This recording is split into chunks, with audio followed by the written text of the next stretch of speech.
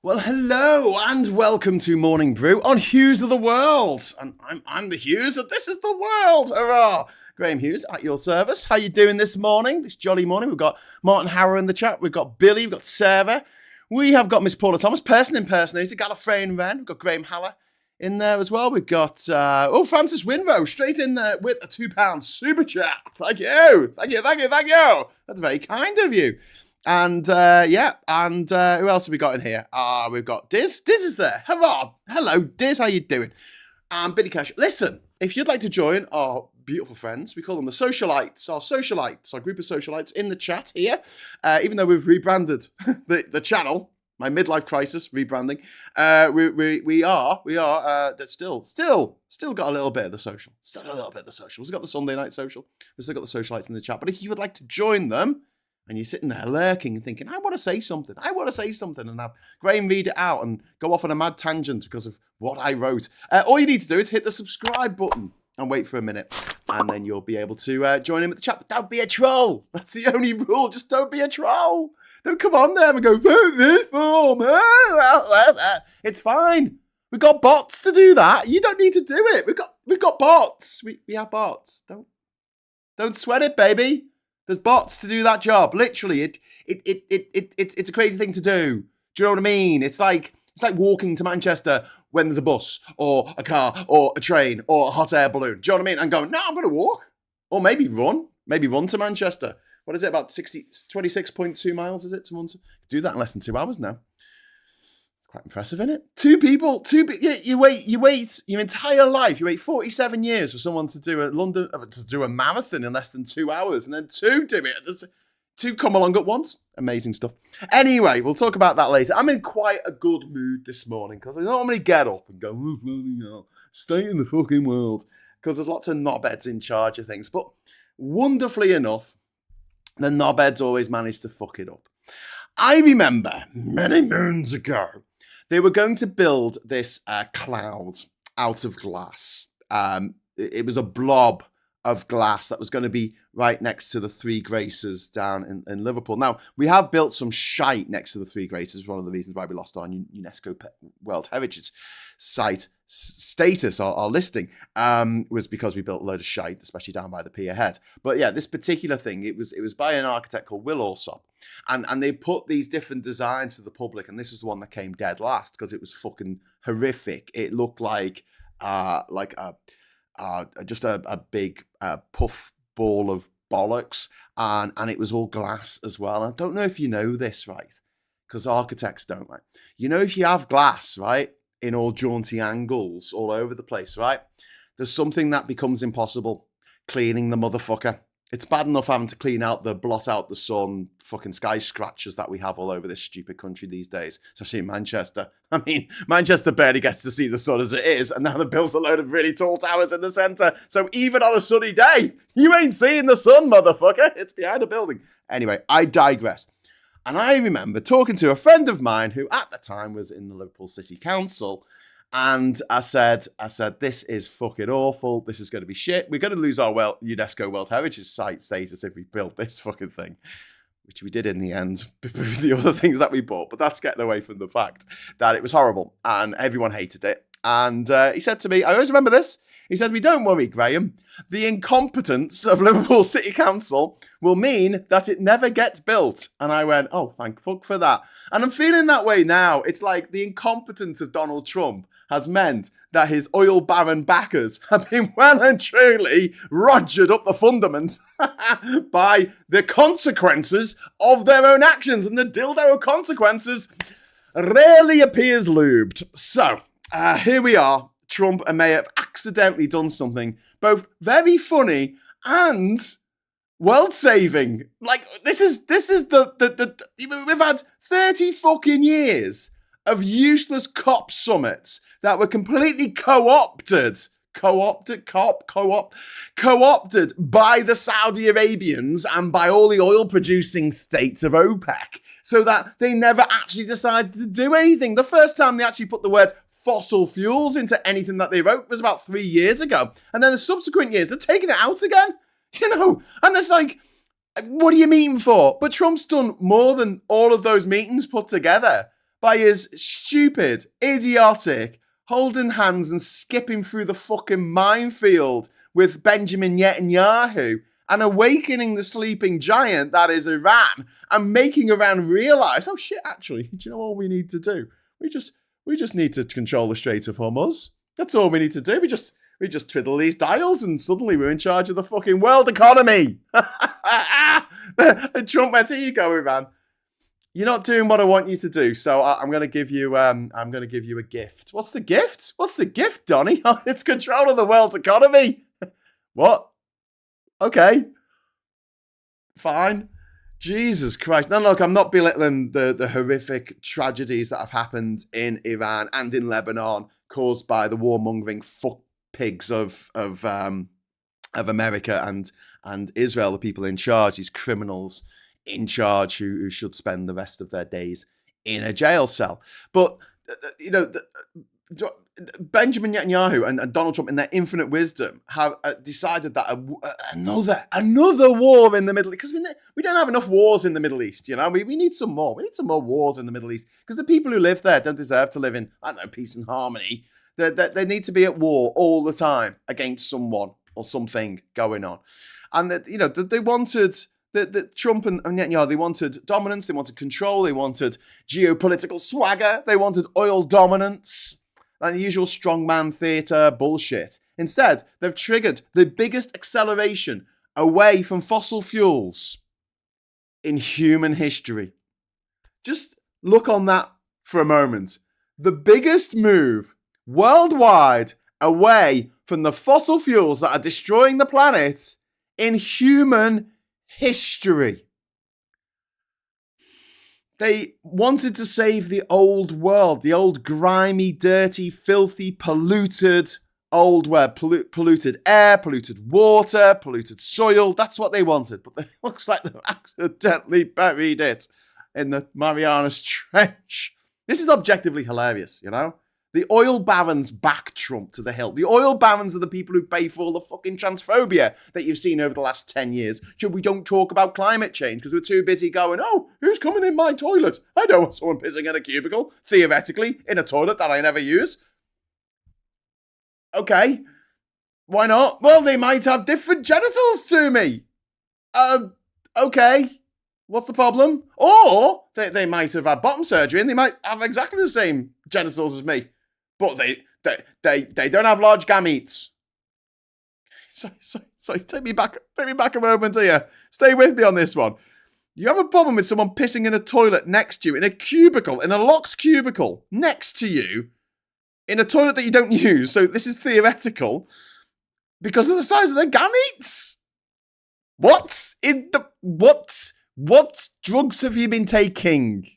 And I don't want any, okay? This isn't the case of I'm having what she's having. I don't want that. Oh, I'm on the bigotry drug. Oh, ketamine. It's turned me into a massive fucking bigot. But yeah, that's the most important thing. Not oil. Not the fact that we're burning oil and gas and coal and it's destroying the fucking planet. It's destroying ecosystems. It's destroying rainforests. It's the desertification of the Sahara, of the Sahel. The absolute annihilation of 90% of the world's reefs. The Great Coral Reef, the Great Barrier Reef in Australia is fucking dying. The temperatures this year are going to go through the fucking roof. We've got the El Nino effect. By the looks of things, it's going to be 2, 3, maybe 4 degrees hotter than it should be. That's a fuck lot of energy, extra energy to be in the system. Also, when water gets warm, it expands. So flooding is going to be absolute fucking nightmare from the ocean, but also from the rain, because we're going to get extra rain. We're going to get extra storms, extra hurricanes. Hey, special extra hurricane that's going to whamp into America. And Trump wants this. Trump wants the natural disaster. He wants terrorism. He wants someone to turn up to the Washington dinner, the correspondence dinner with a load of guns and knives. He wants that. He's engineered a system in which that is more likely to happen than not. More people are going to try and assassinate him because he's left them with nothing to lose than not even try, right? And he's happy for that to happen because he knows that he can use any kind of disaster, any kind of assassination attempt, as he found out, when in Butler, where he found that he could, so if he, as long as he doesn't get shot, as long as he doesn't get Charlie Kirked, then it gives him a massive boost in his popularity. And he knows that it's a huge terrorist attack on the United States of America, that will just bolster his popularity because people in America will, unfortunately, rally round the flag. Okay, so like I don't think that it was a put-up job. Got to, hand on heart. I don't think it was a put-up job yesterday. I don't think it was fake. I think it was real. Oh, sorry, not even yesterday now. It was the day before, wasn't it? I suppose it was yesterday for us because it was 2 a.m. for us. But for those people in Washington, it was like 8 p.m, wasn't it? On Saturday. He has engineered a situation in which these terrorist attacks or assassination attempts are much more likely to happen. And he thrives off that. He absolutely fucking thrives off it. And this is why I don't think it was a put-up job. I think he's made it so these things are kind of, in some way inevitable. And he loves it. That's why he was just sitting there. Well, actually, I think when everyone else was panicking and he was just sitting there like not arsed, I think it's because he didn't know what's going on. Because he's not all there. Do you know what I mean? Like, thank you very much to Viper Scott there. First super chat of the week for Dizz's Fix. Oh, thank you very much, Alistair. But we do have to acknowledge the contribution of Francis Winrow, who dropped £2 in before we started. So, yes, second super chat of the week. But thank you very much, Viper Scott, for giving Diz her fix. Don't give Fart too much credit; he'll start demanding peace prizes again. Well, yes, yeah. But look, the oil barons backed Trump. The petro billionaires funded him. The fossil fuel lobby treated him like the fucking orange messiah. And now his own personal brand of chaos may have permanently damaged the very industry they wanted him to protect and revive. And this is really important because once you go electric, you don't go back. You do not go back. I mean, look, I know anecdote isn't evidence, but I don't know a single person, and I know dozens of people with electric cars now. I don't know a single person who's gone, oh, this is shit. I want to go back to spending fucking £2 a litre on diesel for this disgusting, massive fucking truck that basically fucking just drinks fuel and has a million things to go wrong with it. Yeah, I just love wasting my money on fucking spare parts and having to get it serviced. Electric cars are fucking simple. There's no gears. There's no alternator. There's no dizzy cap. There's no manifold. There's just none of this shit. We just don't need it. We just need an electric fucking motor with no gears. It's fucking great. You need a fucking radiator. You need to top up the oil. You need to top up the fucking radiator. It just goes. It's fucking fantastic. And it's so cheap. That's the thing that like most people who rail against the electrification of the cars and getting fuel pumps and putting solar panels on the roof, they moan about it. But at the same time, like the people who do that, right, the people who actually bother to do that, I know it costs money. And the people who have the money to do it, there's a bit of Vimes Boots index here. But if you can afford it, the money you save is just insane. I had a friend who showed me that their octopus energy use, right? And the amount of energy they put back into the system was more than the energy they took out of the system last week. So they actually made money. I mean, it was only a couple of quid, but not only did they get free electricity, they got a couple of quid on top of it. I mean, who doesn't want that? Who doesn't want to have free energy? This is what we can have if we've got solar panels, we've got cars that got electric batteries. Because all batteries are electric, but battery storage that you can put the energy in and out of. No one's going to go back. And then you scale that up to the macro scale. I'm talking about our experience with having an EV for the last few years. It's been fucking magic. I mean, imagine being able to drive to Liverpool for £3 with the kids. 4 of us in a car for less than £1 each to get there. And then at my mum's, she doesn't have a charger, so we just plug it in. Like, you just plug it into the 240 volts. And it's a trickle charge. It takes about 14 hours to get it up to 80% or whatever we need it to be. But so fucking what? And it costs a tenner. Just do it overnight. It's in the greater scheme of things, it costs about the same as putting a big fucking, I don't know, a fire on or something, an electric fire. And then we can drive back. What was that? £15 max. £15 to drive to Liverpool and back from Durham with a family of 4. All the stuff in the car, Christmas presents, Easter eggs, whatever the fuck it is. Do you know what I mean? Like, you must be mad not to want that. And this is the thing. I often talk about things that make moral sense, but also make economic sense. And now the economic reality of oil being fucking useless as far as a commodity to actually put in your car. You lose 70% of the power from the fucking fuel is lost in fucking heat and shit, right? I think it's like 1% of the actual fuel, the oil that is dug out the ground in Angola, that finally gets here and gets refined and gets sent to a petrol station, is actually the amount that we use. You know, it's just ridiculous. The law of diminishing returns with oil, it rivals that of Hollywood sequels. Do you know what I mean? And the oil companies just didn't want countries to realize this. They were desperate to keep them like hooked to oil, like cook. No, you can't walk away from oil. You've got to stay with oil. And funnily enough, it was China that led the way. They just went, fuck this, we're getting loads of solar. This is the country that had more coal-fired power stations than anywhere else on Earth. They were opening a new one every week at one point, about 20 years ago. They were getting so much coal from Australia. They were planning to fucking drop dynamite in the Great Barrier Reef to make a channel so they could get the coal out fast enough from Brisbane in order to get it up to China. You know, a day earlier. That's how desperate they were. And at some point, someone in China was like, why are we being dependent on Australia for all our fucking energy needs? Because they could fuck us over by saying, hey, you're not going to have any of our coal anymore. So China went, well, okay, well, let's make shitloads of fucking solar panels. Let's make shitloads of wind turbines. And they have done. They've got an electrified rail service that runs all the way from Lhasa in Tibet all the way down to Beijing, which is an insane distance. It takes 2 days on the train. I know, I've taken that train. And then you've got the super fast trains between Beijing and Shanghai, and then you've got this amazing electric rail network. But even in places like India and Pakistan, people are moving over to electric tuk-tuks because it's cheaper. And they can nick the electricity. That's a huge problem at the moment. They're just like climbing up a pole, just like stealing the electricity off the pole. Yeah, really fucking dangerous. Please don't do that, people in India. But yeah, they're cheaper. They're cheaper to run. They're more convenient. They're just easier. There's less things to fucking go wrong and to worry about.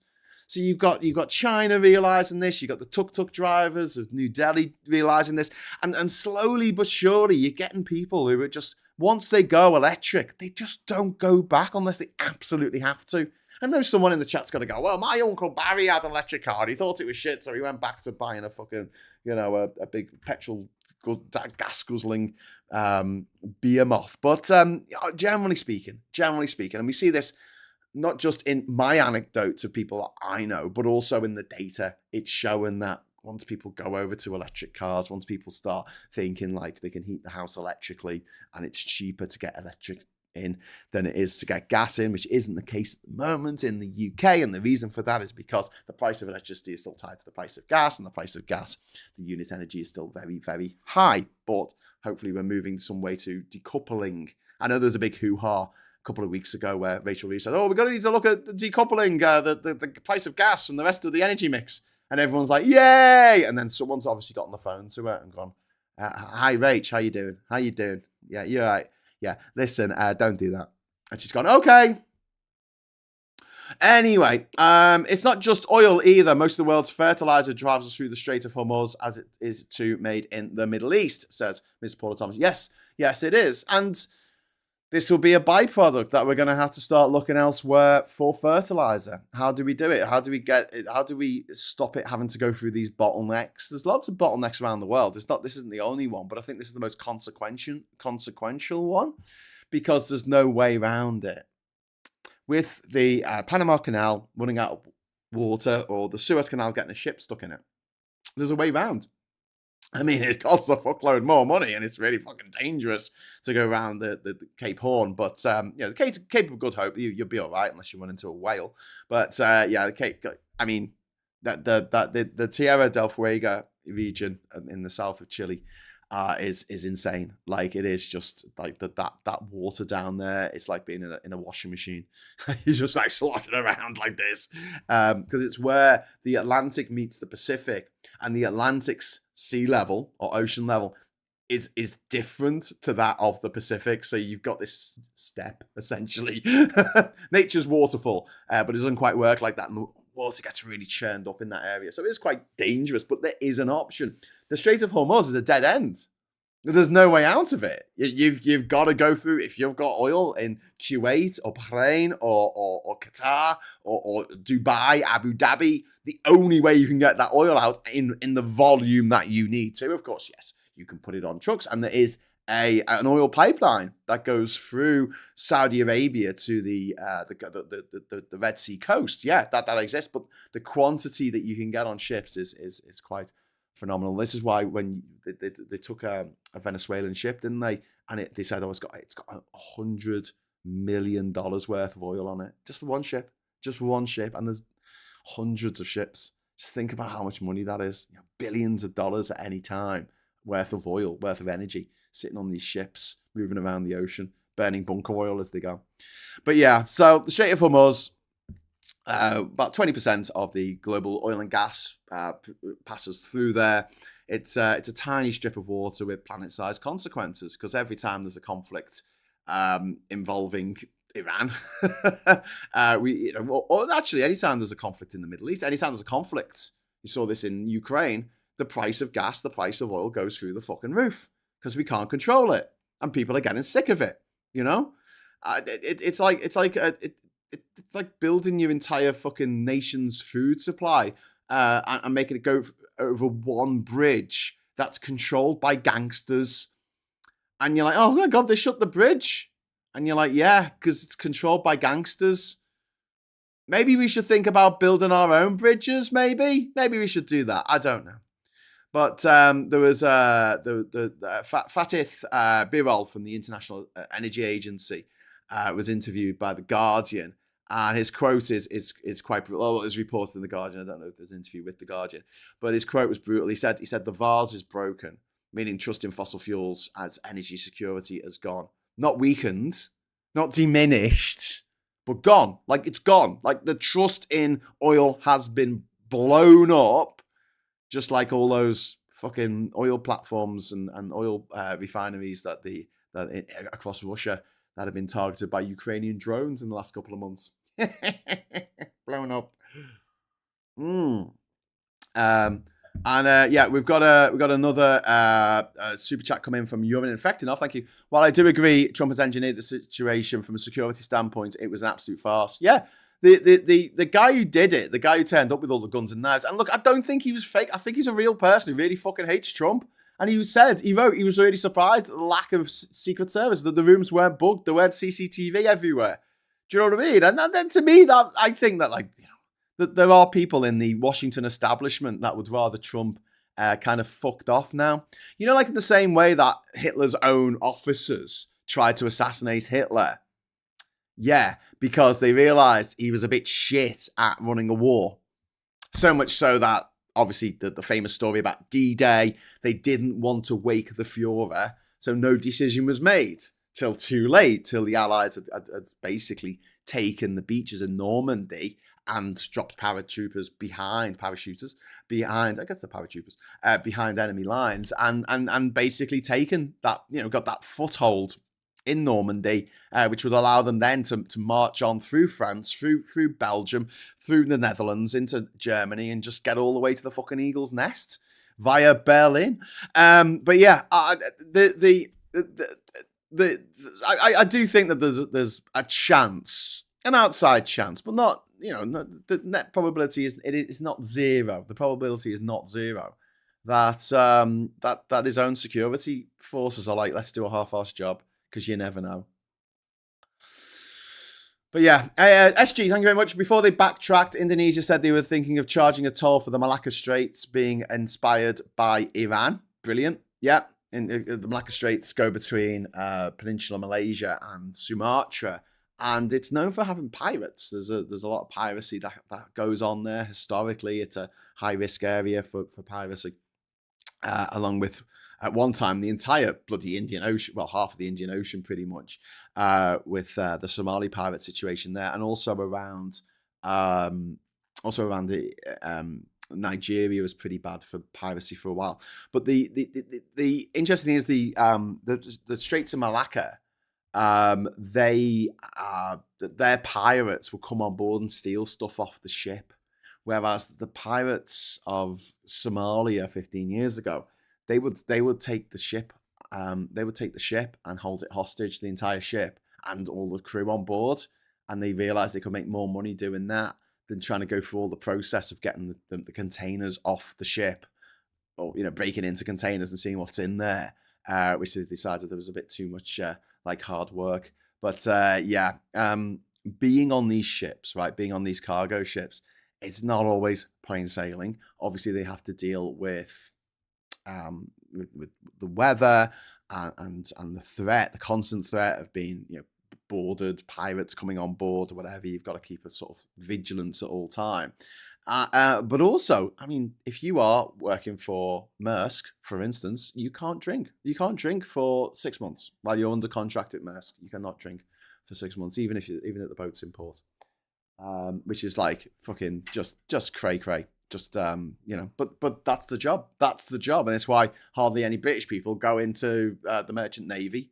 Hardly anyone goes in to become an officer on a cargo ship from Britain, because they just don't find that lifestyle very attractive. That's why most people you'll find on cargo ships are from the Philippines or from Burma or from India, Kerala. The very few people you meet on the ships will be British. Or European, to be honest with you. I mean, I met some Eastern Europeans, and there were some people coming across from the Atlantic, but that was sort of worldwide shipping thing. Although the biggest shipping companies in the world are Maersk, Danish, CMA CGM, which is French, Hamburg Sud, I think it's called these days, which is obviously German. And then there's Greek shipping lines. But yeah, they may be controlled by Europeans, but the Europeans are a bit loath to actually work on them. I mean, the officer class, you might get a few, but definitely people who are the non-officers on board, who eat separately. Do you know they do this on cargo ships? They eat separately so you've got a mess. Usually you have the kitchen in the middle, right? And then you'll have one room where the officers eat, and then you'll have another room on the other side of the mess where the crew eat. It's kind of crazy. It goes back to the days of like the Royal Navy and stuff, where the officers were always kept separate from the crew, just in case of mutiny, I guess. But I do find that a bit weird that they don't all eat together, because they're all working together on the ship. And it's not like there's hundreds of people. Do you know what I mean? It's like 15 people on a normal cargo ship. Anyway, the government should make it a thing so that it's made not to be so costly, like when you get a reduction in road tax for greener vehicles, something like that, don't you think, mate? The government should be given subsidies, not to oil companies, but to us, to go more green. Look, if an entire economy can be held hostage by a narrow shipping lane and a few warships, that's not security. That's not food security. That's not energy security. It's fucking that's ridiculous. That's ridiculous. That's objectively ridiculous. And it's the biggest lie that these disgusting, grubby politicians like Nigel Farage and the Tories now have been telling this same fucking bullshit for decades. Drill more and we'll be secure. Donald Trump says it all the time. Drill, drill, drill. Yeah, they've drilled for more oil in America. America is now producing more oil than ever before. It's the biggest oil exporter in the world. And yet, the price at the pump has gone up.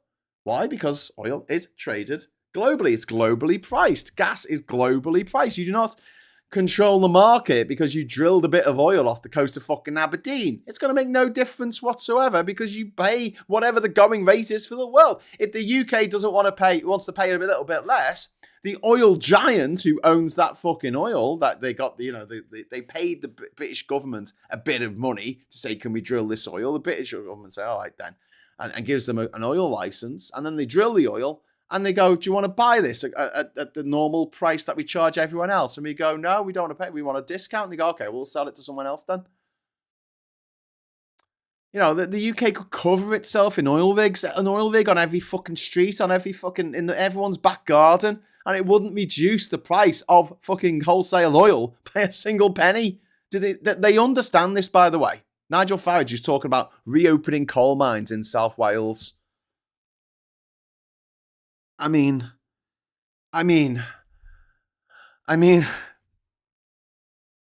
what the fuck?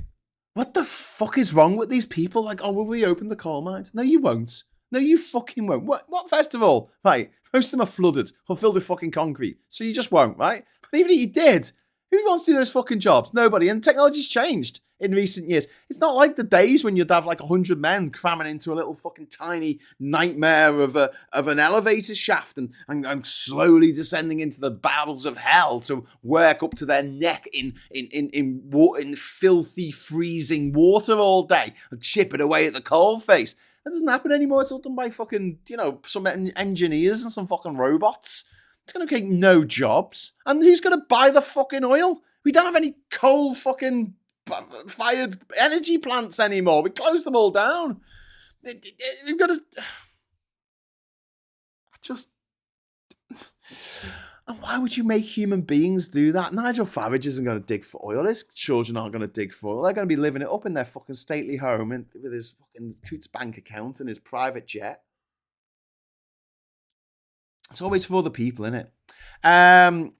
For your safety, sit down, Diz. Oh, wow, yes, thank you very much to Martin Harrow there. That is fantastic for the super chat, which means 3, 2, 1, confetti!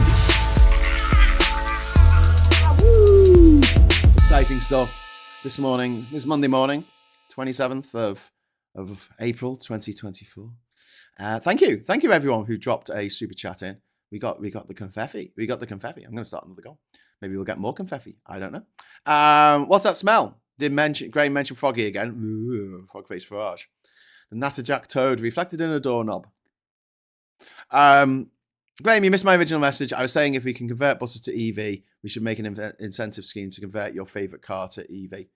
Yeah, there's a really good TikTok channel that I follow, and they're Australian, and they convert classic cars to one on electric, and it's a really cool channel to watch because you see the method of how they do it, and it's things that you don't think about, like the dials in the car, like a classic car. It's obviously got the RPM dials. Well, you don't need that, do you? So what can that be? So they changed that so that's now for the amount of charge you've got in your battery, and they do all these different things to make it all work, and it's all about making sure there's places for the wires to go, and it's cool because each car that they convert becomes its own sort of logic problem you got to work out, because each car's different and the layout's different inside of where you can put the batteries and where you can put all the cables and where you can put the motor and how it's all going to, and it's kind of like fascinating to watch. But yeah, I think that converting your average family car to electric, it wouldn't be cost effective. You just get an electric car,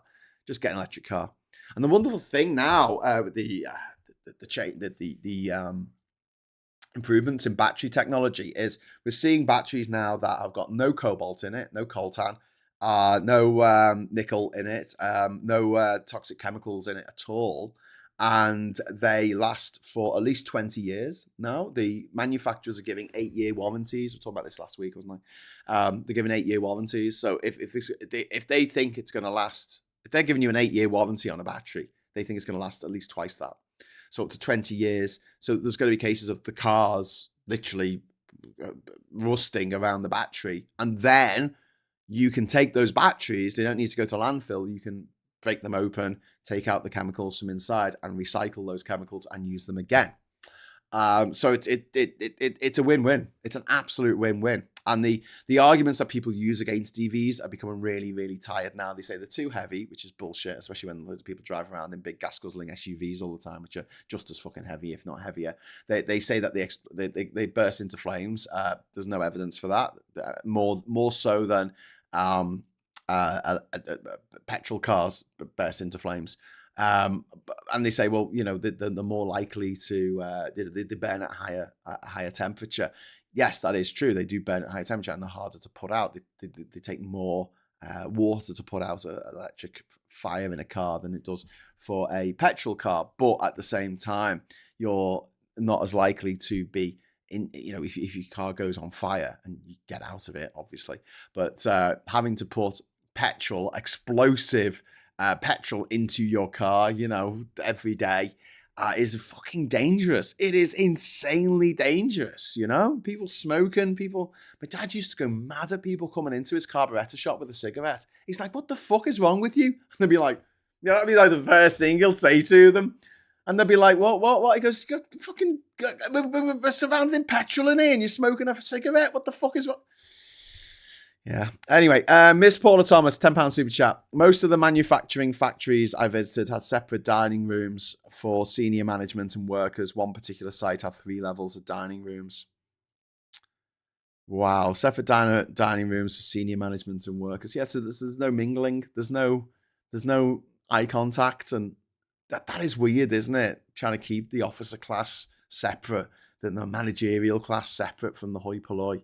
I'm quite like, I'm very much like let's just get everyone together. Let's just get everyone together and have a big party, and we'll just turn up and they'll eat together. And, just this sort of stratification of I could imagine that like it's something that happens in the Rees-Mogg household. Like they don't have a family dinner. They'll have the grown-ups dinner, and then there's another ballroom which is just for the children. And they all have, so the children aren't disrupting the adults. And you're just like, wow, that is just such an arcane way of viewing humanity and the world and relations with other people, especially your own children. Then again, that might not be happening. I don't know. But, he got like 17 kids, that fucking weirdo. Certainly for classic cars, I should think, because enthusiasts already spent a fortune on them anyway. Yeah. Oh, mate, I would absolutely love to be involved in the conversion of an E-Type Jag. The E-Type Jags are like my favorite car in the world. They look fucking fantastic. And changing one of them into an absolute bitchin' electric vehicle, putting your foot down, it'd be fucking amazing. Be amazing. Graham, I've seen people smoking while filling up. Yeah, it used to be quite common. I mean, to be fair to the smokers, and I don't like being fair to smokers, if you have a pan of petrol and you throw a cigarette in it, it's very unlikely that it will actually combust. It's more likely that if it was very, very shallow, it might. But if it was deep, with a couple of inches, and you threw a cigarette in it, a lit cigarette, it would probably just put it out. The liquid would put it out before it had a chance to ignite. But you never know. You never know. You never know. It's a risk, isn't it? But like, you got a lot of people who just don't know how fucking explosive petrol is. Every year you have some dickhead who puts petrol on a fire. Put petrol on a fire because they think it's like kerosene or something. It's not. It's petrol. And if you've got a billy can, right, a jerry can, sorry. If you've got a jerry can and you pour it onto a fire, the fire's going to go up into the billy can and fucking explode it. A jerry can, sorry. Billy cans, Australian, aren't they? Fucking got me Billy Bong and me Billy. And wait till me Billy Burns and me Billy Bong. That would cost about £200,000, Graham. Yes, it would. Yeah, I mean, this is a dream. After I've done everything else I want to do. We've got the perfect name already, E-Type Jag. Yes, electric type Jag. Yes, very good. I like that. An empty fuel can is more dangerous than a full one on vapors that's explosive. Yes, that's very true. And that's because it's the vapors that it's the gas, isn't it, from the petrol that burns, not the petrol itself. You don't use water on an electric fire, says Martin Harrow. That is very true. But yeah, with the putting out of electric cars, we talked about this before as well. The best way that they found to do it is they need to have a truck that comes along, specialized fire truck that has a grabber on it, can grab the vehicle and then dump it into a big tank of water. That's it. Just dump it into the water and that'll put the fire out. My Hindenburg hydrogen car isn't selling well, says Black Dot. Yeah, I can't imagine why not. It's got this huge bag of hydrogen on top of it. The Rosebank and Jackdaw fields, putting oil drills in there, putting oil rigs in there is not going to reduce your bills at all, not by a fucking penny. In fact, they're more likely to put your bills up because it keeps us dependent on oil and oil shocks, like some dickhead invades someone else's country and then we have to pay the price for that. And all the oil companies do is to create profits for themselves, for their shareholders, for their CEOs, and Fatih Birol, who's the single most important energy economist on earth, said exactly this. Even without the climate arguments, let's put them to one side for a moment. The North Sea fields, opening up new North Sea fields, makes no business sense. It makes no economic sense for Britain, but it makes no business sense as well. That should be game over. But somehow the refuckers and the Tory party, the Faragists, still behave like opening one more oil field will lower the price of your kettle. There was a headline on one of the garbage rags a few weeks ago saying, we're sitting on a gold mine. We're sitting on a gold mine. We're not sitting on a fucking gold mine. Fool's gold, maybe. Was it pyrite, is it? What's fool's gold? If the sun is setting on big oil, do we expect the war on trans intensity to peter off? I hope so. To intensify or peter off. I think it'll peter off. I do. Honestly, I think that these people are motivated not by the dickheads who just go along with something. They'll find something else to hate, But the people who are driving it, the people who are driving this, are being paid by big oil. Are being paid a lot of money by big oil to spread bigotry and hatred towards trans people. So big oil is not a thing anymore. I can't see big wind turbine doing that, and The problem might soon fix itself as a transition from lithium-ion to sulfur, salt, and iron-based solid-state batteries might make the risk thing a thing of the past. But surely sulfur, salt, and iron-based batteries, I believe there is a big problem with that, is expansion. Like they expand, because obviously lithium is the lightest element. This is lithium ions that we're using for camcorders and now for everything. Well done, Sony. I think that the expansion of batteries, which happens with lithium-ion batteries, but I think that's proving to be a bit of a difficulty with these solid-state batteries. But if we get there, we get the tech right, fucking brilliant. I do think they'll ramp up the transphobia, but I think people are getting tired of it. They've got less money because they're not making such massive profits. They won't have as much money to waste on bigotry, on funding bigotry. Paula's super chat didn't clock up the counter. No, unfortunately, I started the goal a bit too late for Paula's to count. But if you get 4 super chats, I will launch the confetti just for you. 4 more. Fool's gold if Trump blindness. Yeah. I love that there was a book many years ago called Black Elk Speaks, and it was one of the chiefs of the Black Elk tribe. I think they were from North Dakota, and it was just talking about his life. And he refers to gold in one part as yellow metal that makes white man go crazy. Useless yellow metal that makes white man go crazy. And I thought, this is a fucking great term for it. Aside from a few industrial uses, I fucking hate gold. It's just tacky. It's just shiny shit. Like it's brown, yellowy brown. So obviously you've been eating something fucking awful. Do you know what I mean? Like silver, okay, silver can look quite nice, but you got to polish it all the time. It tarnishes. Fuck that shit.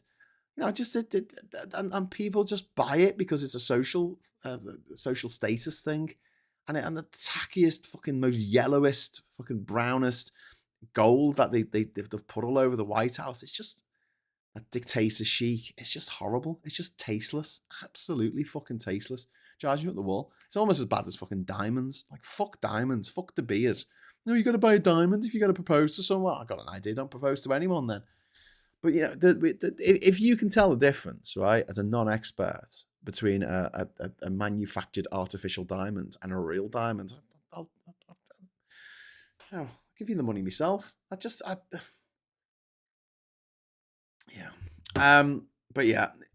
Trump's donors must be furious, eh? Hey? Imagine being an oil billionaire right now.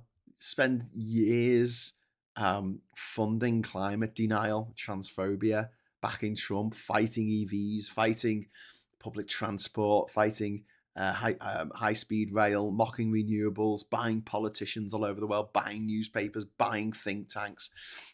And then your chosen political weapon, and he is a weapon, starts a war so stupid that it convinces half the world to start a speed run on solar panels. It's fantastic, isn't it? Isn't it brilliant? Like, just fuck yous all. Just fuck all these gobshites in America and around the world. Fuck Nigel Farage and Donald Trump. It's absolutely phenomenal. Chinese exports of solar panels, batteries, EVs have exploded exploded in the last month and a half. And countries are not responding to oil shocks by saying, more oil, please. They're not saying, quick, let's dig some coal out the ground in South Wales. They're saying, never again.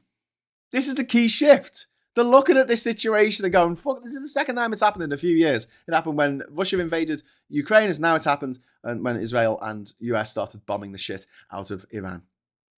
And this is not a temporary glitch. It's going to go back to normal after a while. This is structural. Once governments see that solar means that no one can blockade, solar and wind power and hydroelectric and nuclear even, once they see that they can't blockade, no one can blockade that energy.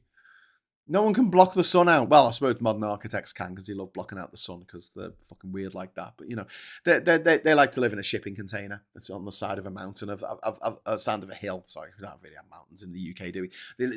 I want a shipping container on the side of a hill, and I want side of it to be glass. Okay, cool. Why do you want that? Because I want everyone to see my fucking blot on the landscape. I want everyone to have to see my ugly piece of shit building. But I don't want to see it. I just want a nice view. So I just want a glass curtain on one side of the shipping container, of the giant shipping container. That is going to be my home for a few years, and I'll probably sell it to some dickhead. But yes. Apart from modern architects, no one can block your sunshine. And the big winner in this, like who won? Who won the war? Who won the war out of Israel and America? Or Iran? Who won the war? China.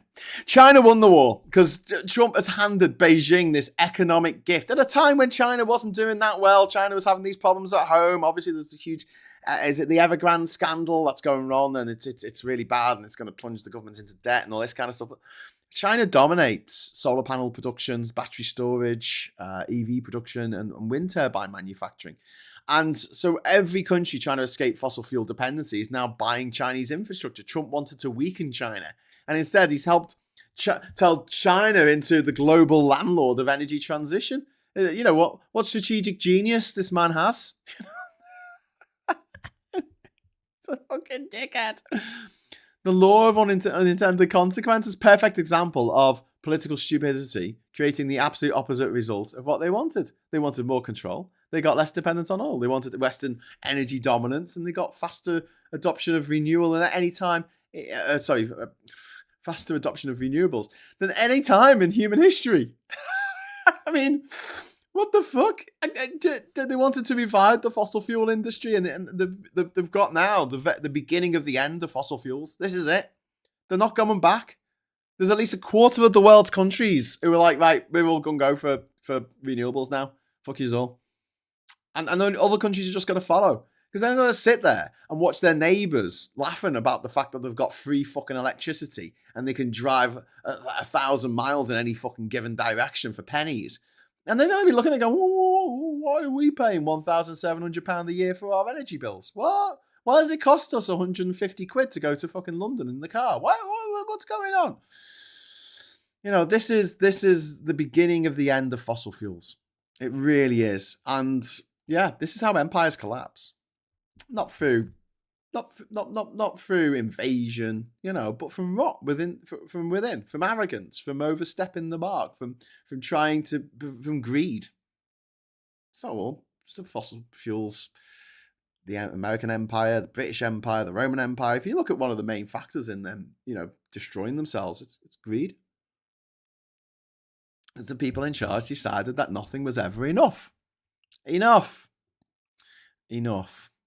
So yeah, and once you build renewables, like I said, the real revolution starts because you stop paying rent to chaos and you stop being dependent on a commodity continuously coming in, right? Except for wind and the sun. No one's going to stop that.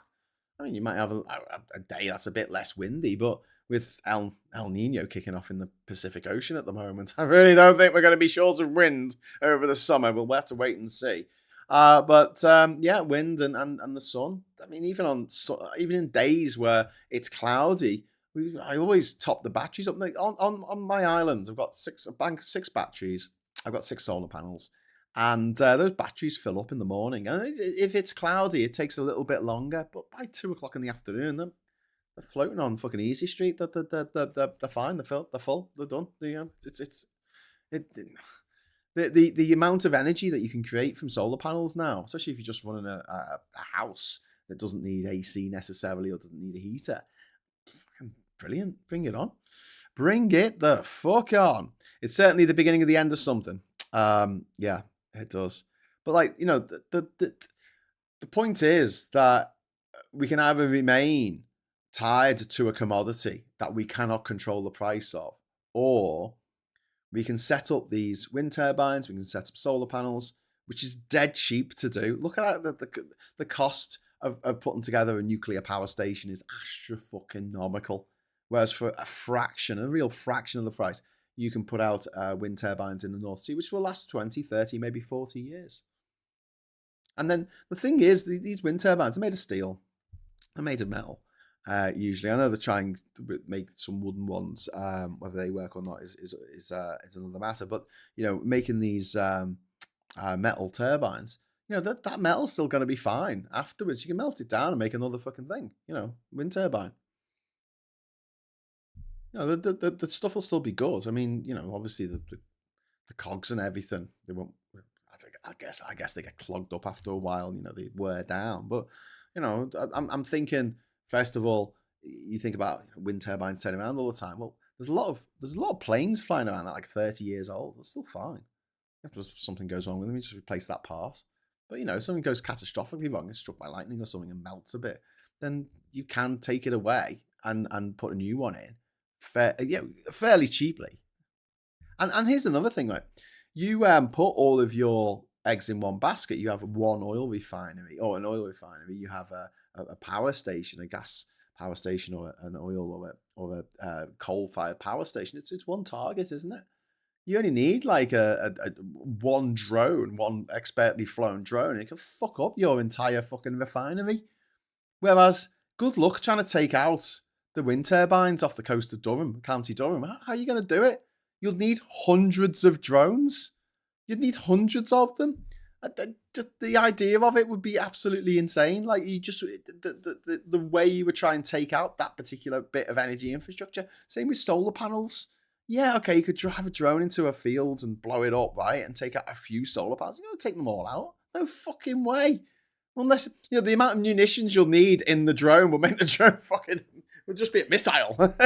But even then, I mean, your stuff would be salvageable and cheaply replaceable. One of the big problems they've got in the Middle East right now is a lot of these facilities have been taken offline and they've been damaged, and the cost of fixing them is so fucking expensive. Whereas with wind turbines, with solar panels, you're spreading your costs. You really are spreading your costs, and like the chances of a catastrophic event happening, which can happen. It could be a terrorist attack. It could be a weather event. It's not going to take them all out. I don't think we're going to have a hurricane that is strong enough to destroy all the wind turbines in the North Sea. I just can't see it happening. Those things must be engineered to be able to withstand wind up to 200 miles an hour, which is unheard of in any kind of storm that we've had in the past. But I mean, I just can't see it happening. In any case, if you did have a storm that was that fucking crazy, it would take out the traditional power stations on land as well. Anyway, so yeah, you're basically spreading your bets with renewables, and they keep lasting. You don't have to keep putting stuff in every day. You don't have to keep topping up the wind turbines or the solar panels with some commodity, with some form of energy that you've transported halfway across the fucking world and then had to refine and then had to put... Do you know what I mean? Paula Thomas, thank you very much for the £2 super chat. I think there'll be a place for nuclear energy. Yeah, I agree. My personal take on nuclear energy, I think we should just build nuclear ships. Ships that, like we have nuclear submarines, right? And the big aircraft carriers that go around the world, American aircraft carriers, they're all nuclear powered. Fine, like make them, right? But don't make them to be weapons of war. Just make a big ship that's got a nuclear reactor on it, right? And plug it in. Plug it into the grid, just put, off the coast of Liverpool, off the coast of Portsmouth or whatever, just plug it in. And you know what? When it's done, and when all the, the waste fuel is done after it's, 30, 40 years of service, you take that ship and you take it to the Marianas Trench, and then you just sink it, you scupper it, and it sinks down into the Marianas Trench, and then releases The Kraken! No, Godzilla! Releases Godzilla will rise from the depths to kill everyone with his laser beam eyes. Shh. Have you seen Godzilla Year 1? Or -1, whatever it's called. It's fucking brilliant. Ms. Paula Thomas, thank you very much for that super chat. Very, very kind of you. You can build a solar farm within a week. Yeah. Yeah. They're doing that in China. They're using drones to create solar farms on mountainsides. You know, they're just dropping them into place. Nice and easy. True in the short, medium term, but I prefer our shortfall to be natural mountain-based hydro batteries. Does the same job. I don't think, honestly, in 10 years' time, I don't think we're going to need even hydro batteries. Is that the idea where you pump the water up to a reservoir and then the weight of the water coming back down via gravity runs the turbines? Yeah, and look, doing that in conjunction with new reservoirs, which we do seriously need, would be a pretty good idea, all things being equal. But at the same time, it's just where could they possibly be? I think we'll run into trouble. Don't forget, when we tried to build reservoirs in the Victorian age or even up to the 1950s, we ended up flooding villages. There's people everywhere in the UK. You can't drive for 5 seconds to go anywhere without a car passing you the other way. There's hardly any places in the UK that are really hospitable to having that kind of hydroelectric battery thing set up, but also there's nobody there, and you don't really want to flood people's villages. I know the Welsh still haven't forgiven the people of Liverpool for the fact that there was a time before we started getting our water from elsewhere, when we got it from North Wales. It was a lot better when it was from North Wales. But yeah, we did. I'm sure someone in the chat probably know the name of the village that was flooded, and it was a big controversy at the time. So yeah, I think that's why it'd be difficult. But the reason why I don't think it might be necessary, you'll have 30 million cars all with a battery. 30 million batteries spread out all over the UK. Fucking brilliant. So when you need the extra energy, you just take it out the fucking batteries. And you pay people for the privilege of using their battery to store the energy in. So people get free energy. Fucking great. People get money for their power. All those dogs make reservoir dangerous. That is true. You've got to watch out for the reservoir dogs. I really think poking Godzilla is a bad idea. Let the guy sleep. Oh, he does wake up with a sore head, doesn't he? Captain Coconut, true in the median. So it's, I've read that one. It's like when the internet killed physical music media sales. Yeah. Trumping at windmills. I like that.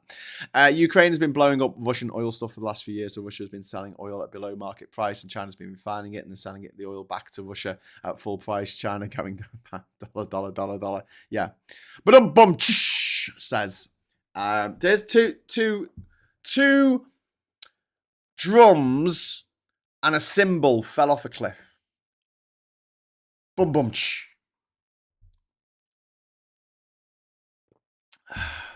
Two bombs fell off a cliff. Boom, boom.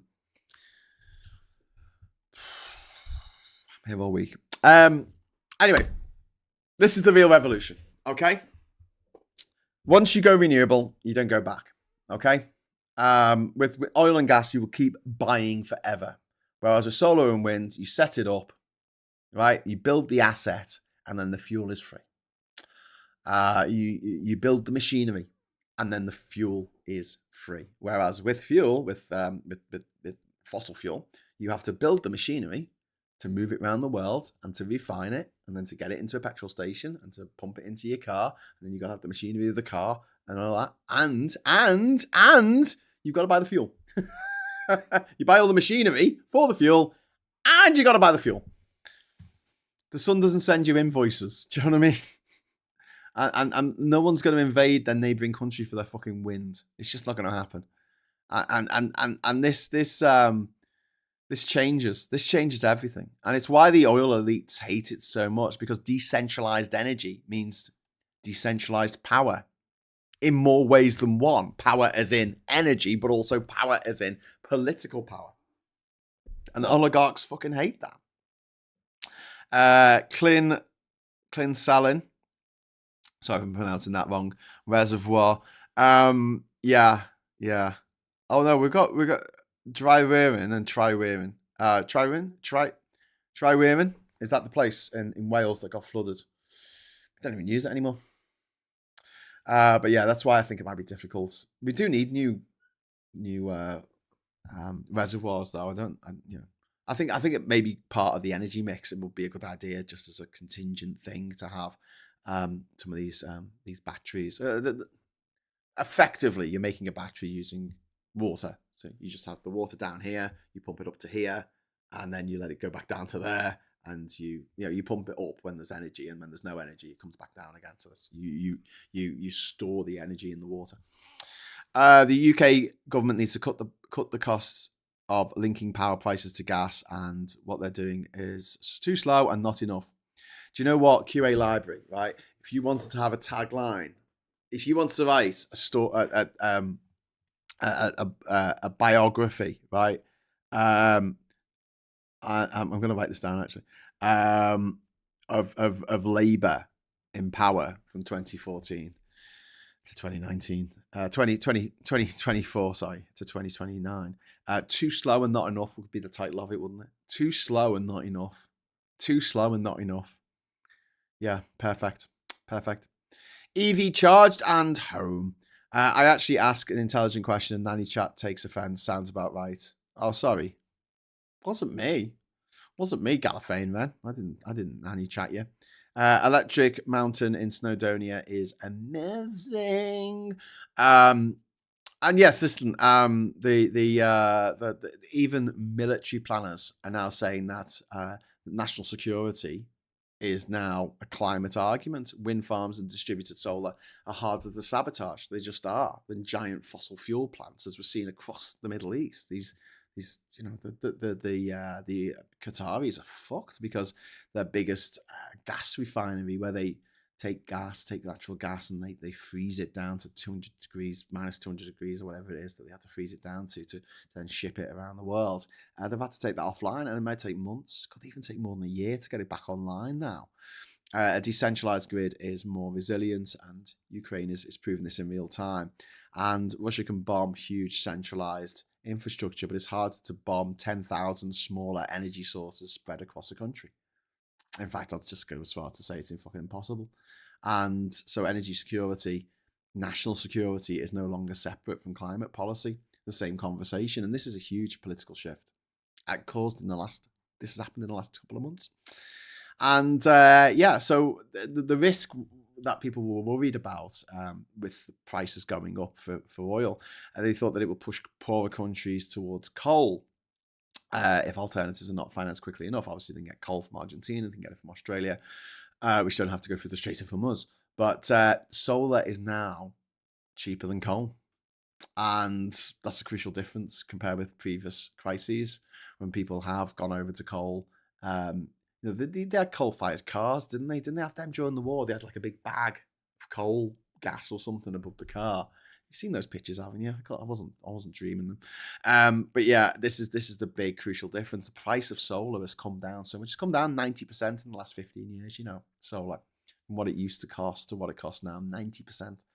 And this time, clean energy is not just morally better; it's economically better, and that changes everything. It changes absolutely everything, because humans will take convenience over all other considerations. And the Tories and Refuck and Farage are stuck in 1987, aren't they? The answer to every problem is dig hole. Energy crisis, dig hole. Security crisis, dig hole. Climate crisis, dig more holes. They're politically trapped defending an industry that is fucking collapsing around them. It's hilarious that they're behaving like comical alley over in Iraq, going, the American forces are fucked. We're destroying them all. Meanwhile, it's just everything's around him is falling and going to shit. And this is what's left now is I suppose it's kind of like bombing Netflix to save Blockbuster. It's like the world's moved on, mate. We've moved on. We've gone for the convenience. We've gone for the... And honestly, this is the first glimmer of hope in this fucking tragic story that has been my entire lifetime so far, right? Not my life, but my lifetime. that we have known about fossil fuels destroying the planet and done fuck all about it except burn more fossil fuels. And this could be a genuine reason for optimism. Not because politicians are suddenly fucking getting it, or becoming wise or not becoming less corrupt, but because markets, war, physics, geography, reality are forcing the issue. Finally, the transition is happening because fossil fuels are proving themselves too expensive, too unstable, too dangerous, and too fucking stupid to continue with. This is how history changes. Not through systems breaking, but not through not through a sudden moral awakening where we all go, oh god, yeah, let's hold hands and go kumbaya, but by market forces forcing us to adopt something different, not just for the environment, which is nice occasionally when the governments of the day decide to do something for the sake of the environment and the sake of the health of children, like banning smoking in pubs or bringing in the ULEZ scheme in Greater London. Yeah, fucking great. That happens occasionally. But when a system as big and as horrible as the oil companies do what they do, and the thing is, when they are put over a barrel of oil, this is when it all starts breaking down for them. That their system is breaking, and that gives us a chance. It maybe the people who have spent centuries poisoning the planet on purpose have finally engineered their own irrelevance. Fucking poetic, that, isn't it? Trump wants to make oil great again. Well, he may have assisted in its death. He backed the barons. He served the oligarchs. He said, drill, baby, drill. He worshipped the petro-state model. He took away environmental protections for where they can drill for oil, so that there's whales and other sea creatures that are threatened with extinction now because of Trump as a direct result. He paid $1 billion of American taxpayers' money to a French company to not build to not build wind turbines, and through reckless, sheer fucking stupidity, he accelerated the thing that the oil companies fear the most, and it's a world without them. That's why they spend billions on culture wars, on male manosphere, fucking gobshites, on just absolute shitbags going around the world, fucking things up. Always see who sponsors people. They're sponsored by an oil company. You've always got to look a bit fucking sideways on that, or in some kind of subsidiary. It's a bit like cryptocurrency. Whenever you hear anything about cryptocurrency or NFTs or Bitcoin or coin blockchains, you know that there's got to be some fucking con artists laughing their sick asses off about the fact that these people are so stupid. They put their trust into some fucking coders from halfway around the world who they don't know and will never fucking meet, and they think the code is sacrosanct. They think that no one can possibly change a line of code. Well, I got news for you. There's a guy called Sam Bankman-Fried, right? He's currently serving 25 years in jail in America. What was his crime? Was eating a succulent Chinese meal? No, he changed the line of code. He changed the line of fucking code so he could buy his own fucking meme coins, or he could take money. He could take money out of his own crypto exchange. That's all it took. He changed the line of code, and people are trusting. They're trusting these tech people with all their money. And the thing about crypto as well, is it appeals to people's arrogance. It's like, well, it's complicated and you don't understand it, Graham, and that's why you don't like it. And I'm like, no, I do understand it, and that's why I don't like it. It's the same with that joke about how to make how do you make a Christian an atheist? You get them to read the Bible. Get them to actually sit down and read the motherfucking Bible. And by the end of it, they'll go, fucking what? It's the same with cryptocurrency. The more you know about it, the less likely you are to fucking fall for it. The more you understand it, I should say. The more you understand it, the less likely you are to put your money in it. Because you understand that it is a fucking con. In the same way that casinos as well, you're less likely to put money in casinos if you know the stats. The casino always fucking wins unless you can find a clever way to count the cards and fucking cheat and to put your thumb on the scales in your favor. You're fucked. You're gonna lose money. The house always wins. I sincerely hope that's a Futurama reference. If so, windmills do not work that way. Good night. It's kind of praying. Shut up and take my money. But yeah, and this is it. As I said at the top of the show, once countries go renewable, they don't want to go back. And once you've stopped, how can we put this? Once you've stopped paying tribute to chaos, you'll be wondering why you ever tolerated it in the first place. And there's still lots of obstacles to climb over in the future. But honestly, I'm really hopeful at the moment, just because looking at the way the world has gone in the last 6-7 weeks, in response to this new oil shock. And don't forget, we've had oil shocks before. We had one in 2022. We had one in 2008. We've had one in 2001. We had one in 1991. Like, we keep on having these fucking oil shocks. The price goes through the fucking roof, and it never comes all the way back down. It never comes all the way back down. Never, ever, ever, ever. It always stays pretty fucking high. It might come down from its high, but it's still higher than it was before. I'm just a bit more confident now that I'll actually be around to see the day when Britain is completely fucking fossil fucking free. I want to see that fucking day. I don't want to see any fucking old fossils running this country or being burnt to destroy this country and other countries around the world, destroy our environment, destroy our habitat. I want to see that stop. I want to go outside and I want to breathe some fucking clean air. That's what I want. Clean air. I want to breathe clean air. I want to drink clean water. And get rid of these fucking plastics from the sea, from the rivers, from everywhere, which is oil. Plastic is oil. All the problems that you have in your life, I reckon, bear some connection with the oil industry, I would say. I always thought Jesus was rebelling against his father. Well, they were the same person, weren't they? And the Holy Ghost. I have a friend of mine who filled out a lot of surveys in the mid-90s to get Bitcoin. He ended up with 23 of them, then forgot his wallet keys. I remember him asking me if I could recover them. Oh dear. Hey all, quick question. Are the second-hand solar panels a good idea and is installing yourself, or is that ill-advised, says Blue Badger. Second-hand solar panels, nothing wrong with them. You may get a drop-off of like 5% or something, but you can get them tested before you install them. Installing them yourself, I would not recommend it unless you're installing it with someone who knows what they're doing. Because if you put the cables around the wrong way, you can make a fire happen. So yeah, and don't forget, solar panels are always on. You can't turn them off. So I suppose you could turn them upside down while you wired them in. But generally speaking, it's a little bit dicey. So or maybe wire them in at night is an idea.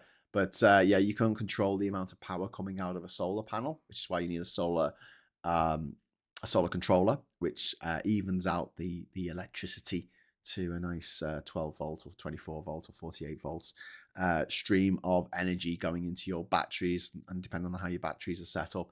Honestly, it's not that complicated, but it could be quite dangerous. So I would really not recommend doing it on by yourself if you've not done it before and you've got no experience of doing it. A cheap way of sorting out solar panels is get a roofer to come and put the brackets on the roof, and maybe even put the solar panels on the roof, and then get an electrician to come and plumb them in for you. Wire them in, not plumb them in. Wire them in for you. That way you might save a bit on getting a solar panel. So buy the panels yourself, buy the stands that you need, and then pay a roofer to fit them, and then pay an electrician to actually wire them in. It might work out cheaper than getting a company to come and provide the solar panels and fit them and wire them in. But yeah, you've got to think about how you're going to do it. You've got to think about what batteries to get, whether you want batteries. I mean, you don't have to get batteries, but it's a good idea because you still want power at night, don't you? Yeah, I mean, having I've got 15 years experience of living off solar panels. Well, the first 3 years that I was living on the island, I lived off solar panels. So I had to know how to fettle them. I had to know to put water in the batteries. Don't have those type of batteries anymore, but I had to like fill the batteries up with water every week, make sure they had enough water in them so they weren't going dry. All that kind of stuff had to be done. There was a lot of fettling, a lot of messing around. But I think now solar panels are a lot more powerful. They last for ages. I mean, I'd have no problem buying secondhand ones if they were that cheap. Yeah, I think there are a lot of dodgy solar panel companies out there that charge way more than they should for doing a job that you should be able to get it done for a few £100. To be honest with you, it shouldn't be costing thousands and thousands. Like I'm looking at getting solar panels for this place, and I'm just like, I'm really loath to pay a company like £6,000 to put them up. I'm not going to do it myself. I'm not going to go on that roof and fucking nearly fall off. I'll let a roofer who's a professional who does that fit the panels. But I'm thinking I'll buy the solar panels. I get a bunch of 500-watt solar panels, many as I can fit on the roof, and then get the stands for them. Get someone to fit them, and then get our electrician mate Steve. All right, Steve, if you're watching, to come and actually plumb them in for us. I keep saying plumb them in. I'm going to keep saying that. I don't care. Plumb in your internet. Cover them with cardboard or cloth while installing. Yeah, that's a good idea. Source your own kit and get someone to install them. You're negating profiteering off the kit. Yeah, that's what I think as well. Source your own kit.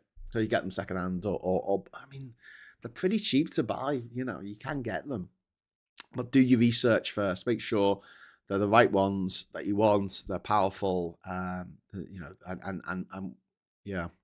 It's it's not too complex, but I think you would save a lot of money getting your own panels and getting your own batteries. But get some good advice on which ones to get.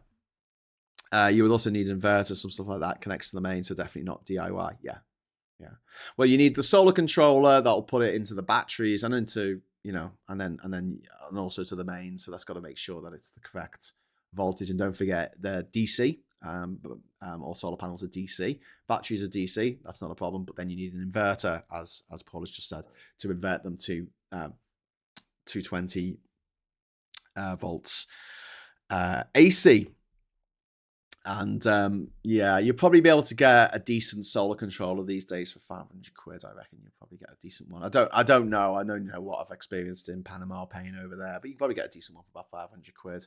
Get yourself a nice little solar controller and get yourself an inverter. Probably another £500 for the inverter.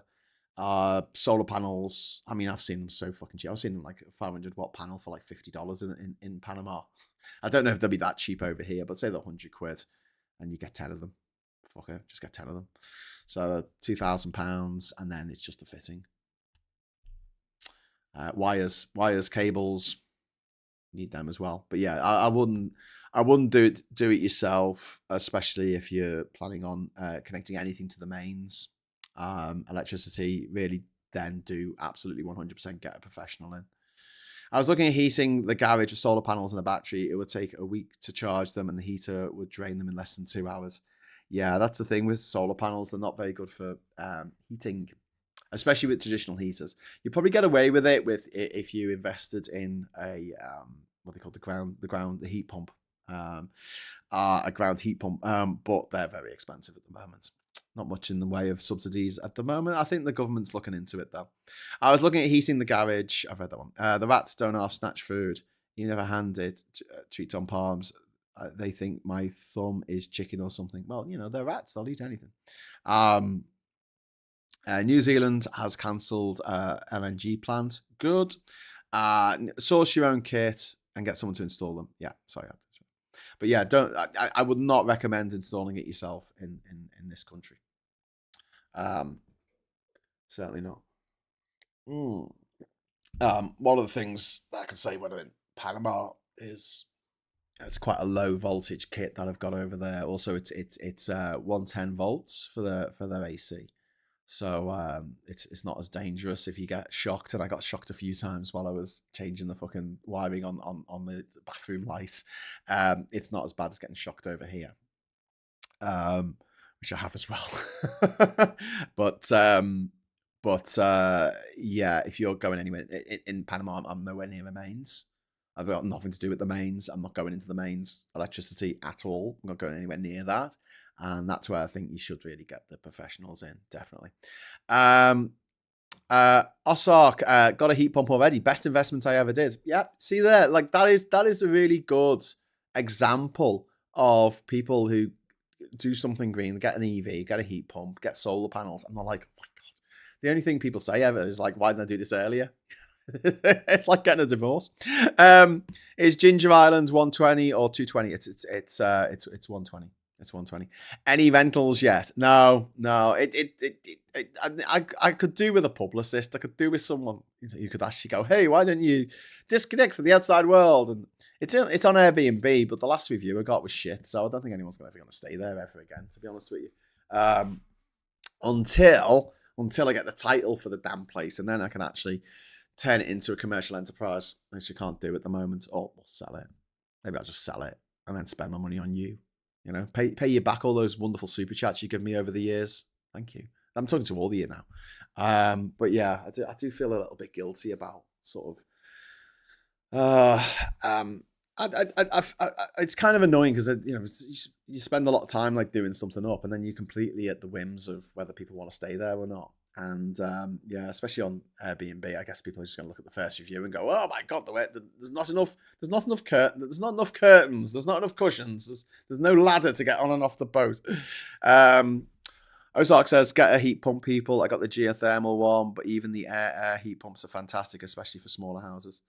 Did I speak to Nick and Diff? No, I didn't speak to Nick and Diff. Why do I need to speak to Nick and Diff? Do I need to speak to Nick and Diff? Sorry, Nick and Diff. Are you watching? Oh.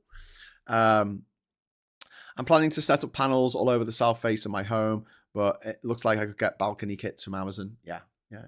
Well, that's the thing. I mean, if you stay away from your, it depends what you want it for. So if you are minded to, for instance, set up some solar panels and an inverter and some batteries, and just run a controller and some batteries and then an inverter, you could have that separate to your mains and use that to run your telly or charge your laptop or your computer or whatever it is that you want to run off those batteries through those solar panels and keep it separate. I think that's something that you could probably DIY. But obviously, don't try this at home. Get some really good information about it. Maybe try and get someone along who actually knows stuff about solar panels to help you do it. But seriously, I would not go anywhere near the mains. I would not go anywhere near the mains without professional help. Well, I'll get a professional to do it. But if you want your own sort of bespoke system just for running a particular thing, but no heaters, no hair dryers, no curling tongs. All right, quit with the curling tongs. Yeah, someone once plugged some curling tongs into my house electricity. It's a fucking disaster. Yeah. Graham, when you're likely to go back to Ginger Island, says L Butterfly Effect. Well, I was hoping to go back in October this year.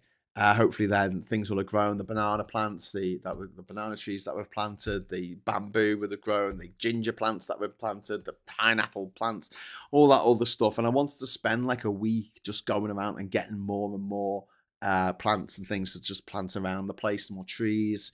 And I wanted to, so I think the house is fine now. It's all right, it's better than it was.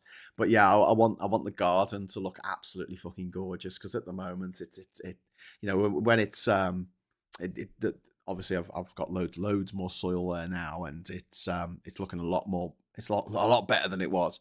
But I really just want to cover the place in greenery. However, I'm really kicking myself because I didn't make much money last month when I was away. I was super chats and stuff, because obviously I was doing like one show a day and stuff. So I didn't earn much, and I was just spending a lot of money on the island itself. I've got a price tracker thing, so when there's a really cheap flight to Panama, it comes up in my inbox. And I got one last month. Well, it was actually about 3 weeks ago, and it said we've got flights for like just 530 quid via Colombia. And I was like, shit, I better book that. And then I thought, oh no, because if I book it, I don't have the money for it at the moment, and I'm only getting a little bit of money when Google pay me this month, and I'll just wait. I'll just wait until I get the money off Google, and then I won't be, you know, adding to my debts. And unfortunately for me, the price went up like a few days later, and I was like, oh shit. And now it's like 700 quid. It's gone up from like 500 quid to 700 quid. And it's probably because of the oil crisis at the moment. So I'm going to leave it. I might not get back this year. I don't know. But I'd love to go back in October and spend a bit of time there. Take you all with me. I'd love to take you all with me. I'd love to take you all with me physically. It'd be fucking boss. Just have a fucking massive party on a tropical island for a week. Just to unplug from the outside world. Just stop doom scrolling and just have a nice time. Swimming in the water in the bioluminescence, or just chilling out in the hammocks and having a fire and roasting marshmallows over that. Yeah. About marketing for the island. Oh. No, I didn't. We were talking about that when I was on the island, wasn't I? Yeah, I should probably talk to Nick and Diff. She knows her shit. Nick and Diff. Island. Do you reckon she'll charge me a consultancy fee? Yeah. It's one of those things. It's like I'm just shit at marketing. I'm too honest. I'm too honest. I just go, yeah. Well, it might be a bit shit. There might be lots of insects that bite you. I saw a snake one day. Graham, if every home in the UK could have 6 or 8 panels and a battery, we would never need to do anything else. Just the storage and wind to push us on. Yeah, that's very true. Don't touch the mains without training. As someone said, not only will you die, it'll hurt the whole time while you're doing it. Yeah, please don't fit anything to the mains. If it's a standalone system that's just there for a little box that you can just plug something in to charge your phone up from, that's fine. But if it's a fully integrated system on your roof that's going into your mains, nope, don't do it. Don't do it. But yeah, message to the weather. This is fine. No warmer, please. Well, we're gonna have a particularly fucking crazy summer. I think we're gonna see 40 degrees again. Anyway, but yeah. Just to go back to what we were talking about at the top of the show, I'm hoping that this is the beginning of the end. And I always try and be a bit sort of level-headed and don't let myself get carried away with fads and crazes and cults of personality and all that kind of shit. But in this respect, I think that if enough countries turn more and more to renewables, that's just the way it's going to go. Not because it makes moral sense, of course it does, but because it makes economic sense. And the oil companies are panicking. The oil companies have been panicking for a while now. That's why they made sure that they sabotaged the COP summits. That's why they spent so much money on getting people to hate trans people for no reason. This is why they spent so much money on getting Farage to get his Brexit through and getting Trump to become president twice in America. They spent all this fucking money because they're absolutely desperate. They're absolutely desperate. What happened to our friend Senor David from Spain? Has he given up trying to seduce you? Hopefully you found somebody else. Well, I want to address this actually because I haven't mentioned it. I was doing a show and David could be quite full on sometimes, and he said things that I thought were disrespectful, and I had got in touch with him and said, mate, will you tone it down, because we'll have an entire David was the reason why I put in slow mode on these comments, because he'll spam the entire thing going how much he wanted to have sex with me. And it was a bit much. It was, at first it was kind of like, oh, that's nice. But if it was a bloke doing that to a woman, it would be a bit much. Anyway, it was when I was doing the show about the fact that Grok was undressing women and children and, on command. And some of my good friends have been affected by this. And I was like really fucking angry and upset that the richest man in the world was allowing this to happen on his platform. And David put, and if you're watching this, David, hello. He put in the chat, oh, I undressed you on there. And I was just like, I saw the comment and I didn't bring it up at the time. But that was it. I'm sorry. That is just so disrespectful and so, just no. Like I'm not asked about getting attention from men or women. It happens. I'm not such a bad looker. But I mean, yeah, I thought that was particularly disrespectful, and that's why if David is watching, which he could be, I don't know, that's why he can't comment anymore. Anyway, so there you go. If you think that was unreasonable of me to do, fair enough. But yeah, I think there's a bit of a limit when, you know, and then I had said to him before on messages on Instagram and stuff, can you please tone it down? Can you not be disrespectful? Can you not talk to me like I'm a fucking sex object? But yeah, it's a thing. And I've got gay friends who do this a bit, and it's like, if you said that exact same thing to a member of the opposite sex, there's a good chance they'll call the police on you. Do you know what I mean? If you behave that way, it would be, you know, it's equivalent to catcalling, isn't it? But yeah, so, but you don't want to come across as homophobic, so you go, oh yeah. It's a difficult one. It's a difficult one. Daylight Time says not unreasonable at all. Martin says you're not legally allowed to touch anything to do with the mains unless qualified. Really? Really? Is that true? Not anything. So you can't like put in a new light switch in your house, like you've got an old light switch and it's crap, and then you take that out and you buy a new one from B&Q. You're not legally allowed to put that switch. Are you sure? Shit. I bet I'll tell anyone that I do that.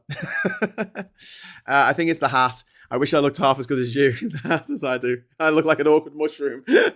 Well, in other hats, I look like an awkward mushroom, mate. So it depends. You find a hat that suits you, sorted. If you wear a hat that doesn't suit you, then you're in trouble. I do not think I would suit a trilby.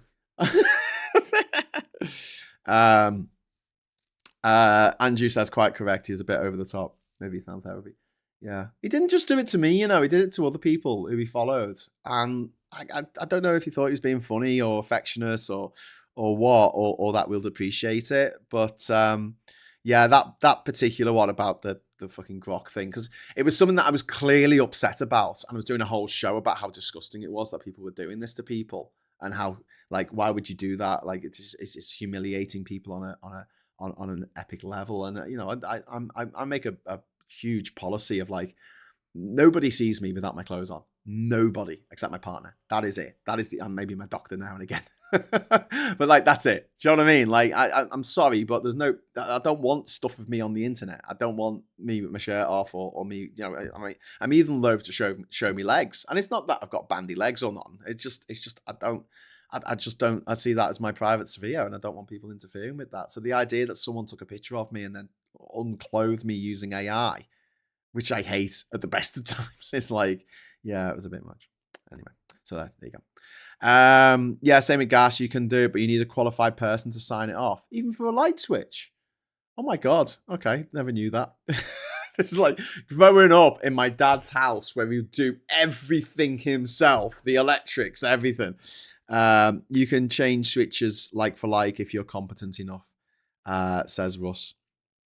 Yeah, but who decides if you're competent? Yeah, it's about £1 fine or time in prison for playing with the mains. But isn't that I always thought that was to do with the actual the box outside your house that brings the electricity in, and the fuse box. I thought like changing you can change a light bulb, can't you? You can change a light bulb. I'm sure you can change a light bulb without getting a fine. Not wrong with modesty. Well, no, yeah, exactly, Diz. And it's just, I know some people are exhibitionists, and you know they like to show themselves off to everybody, but I'm not. So yeah, just end off. Yeah, I'm getting mixed messages here about the fine for changing me switches in my house. Bloody caps lock. I now have some wired half and half screen with code on one side. No idea what I pressed. Yeah. Oh, okay. Well, I wired up a light in I do need to get the electrician in, actually, because I wired up a light in one of the rooms in the house, and now another one, and they had the same continuous feed, but the wires going into the light that in the circuit in the middle of the room had, like, I don't know, 16 wires going through it, because it had continuous power going to a fan and going to another light. And I wired it all up, put the second light in, which is in a cupboard, And now the cupboard light doesn't turn on unless the main light is off. So yeah, I put a bit of tape over the switch for the cupboard light.